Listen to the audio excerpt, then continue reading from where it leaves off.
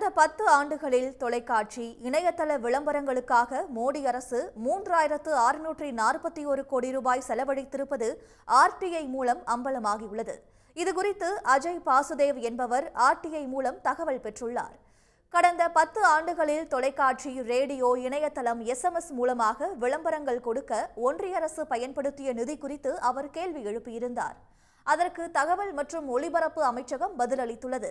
அதில் 2014ஆம் ஆண்டு முதல் இணையதளம், டிஜிட்டல், SMS, சினிமா உள்ளிட்டவற்றில் விளம்பரங்கள் கொடுக்க மோடி தலைமையிலான ஒன்றிய அரசு மொத்தம் 677 கோடி ரூபாயை பயன்படுத்தியுள்ளது. அதிகபட்சமாக 2015-16ஆம் ஆண்டில் 126 கோடி ரூபாய் பயன்படுத்தப்பட்டுள்ளது.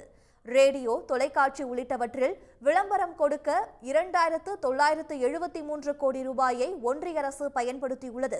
அதிகபட்சமாக 2016-17ஆம் ஆண்டு 519 கோடி ரூபாய் பயன்படுத்தப்பட்டுள்ளது.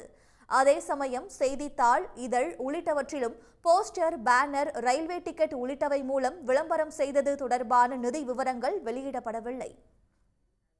உடனுக்குடன் செய்திகளை தெரிந்து கொள்ள சன் நியூஸ் பெல் ஐகானை கிளிக் பண்ணுங்க.